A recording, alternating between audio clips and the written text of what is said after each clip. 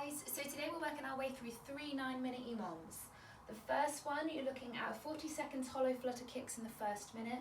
Second minute, you're looking at push-ups, so 3 to 6 reps in each position, so narrow, normal, and then wide, and then 12 kettlebell or dumbbell pullovers in the third minute, so 3 rounds of that for the first 9-minute EMOM. Same format in the second workout, so 9-minute EMOM, first minute 20 side bends, second minute skull crushes for the 40 seconds, and then the last minute is alternating dumbbell row. So it's not got a rep range, guys, working for about 40 seconds. And then the last one, plank hold, bicep curls, and then handcuff to Y. The warm up, so Tabata is 20 seconds work, 10 seconds rest, and you're going to alternate between 2 different movements. So the first one we're going to do is air squats and high knees. So super simple, hips back and down. So the hip crease goes below the knee and then stand tall at the top. So 20 seconds of your squat. I then rest for 10 seconds and then I go on to 20 seconds of high knees, rest for 10 seconds and then go back to the squats. So you've got 8 rounds of that, and then we're going to do the same thing for lunges. So knee touches the ground, we push back up, and then the shoulder circles. So just working your way forwards and backwards to get the shoulders nice and warm. Once we finish the warm-up, moving on to the first EMOM. So first minute, you've got the hollow flutter kicks. So coming down into your hollow body position, lower back and bum in contact with the floor, and then just pedaling the feet back and forwards. You can always scale by bringing the hands in if we need to. So that's your first minute. Second minute, looking at the push-ups. So you've got your 3 different positions. So starting off with a narrow stance. So if you can, bring in the hands a little bit close together. If you can bring them into a diamond shape in between, that would be great. Drop the chest to the deck and push back up. And then come into normal, so underneath the shoulders, chest to the deck. And then going outside the shoulders, so wide, same thing, chest to the deck. You're looking to do about 3 to 6 reps in each position if you can. Normal scaling options apply, guys. You can always drop your knees down to the ground, but just looking to move the hands into those different positions to work different parts of the triceps. And then moving on into the kettlebell or dumbbell pullover. So bodybuilder movement, great for the lats to strengthen them up. So you can do this. If you've got a bench at home, fantastic. If not, you can always use a chair. So grabbing your dumbbell or kettlebell, depending what you'll have. And you're just looking to make sure that the upper back is on the chair nice and flat. Cool. Keeping the hips level, so the arms are going to stay dead straight. If you need to put a micro bend in the elbow, that's fine, but we don't want to bend through there. We don't want to use the chest, so we're keeping the arms dead straight. Weight comes back until you feel the lats engage, and then you pull it straight back up again.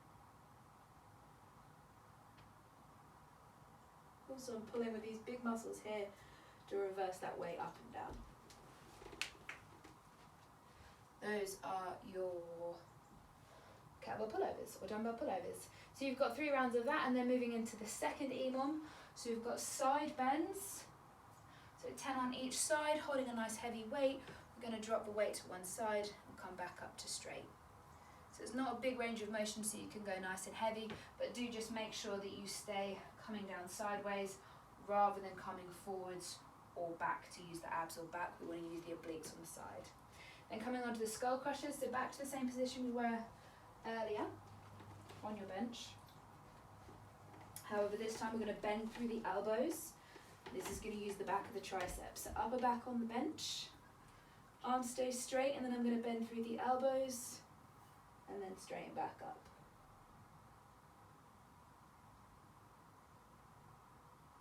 Also super tricepy movement, great for developing the back of the arms and building strength. And we're looking to do those for about 40 seconds. And then you're doing an alternating dumbbell row. So knee on the bench, hands straight, keeping the shoulders back and the back nice and flat. You row the dumbbell or kettlebell into your chest and then back down. Making sure that the shoulder doesn't drop or I don't roll round my back, just keeping it dead straight and engaged, pulling up, and then I can switch and do the same the other side, so knee and hand on the bench, other arm stay straight, and then I pull it into me. Cool. that's your third and final movement of that one. And then the last one, we're looking at the plank hold for the first minute. So coming into your normal push-up position, keeping the back nice and flat, the shoulders level with the hips, and holding that position for roughly about 40 seconds.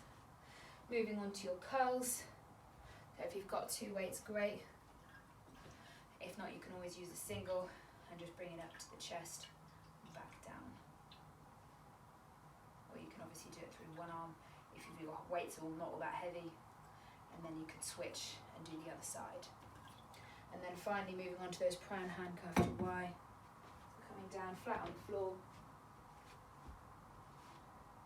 Starting in your handcuff position to head in a neutral position, and then you bring the hands up to Y and then back round.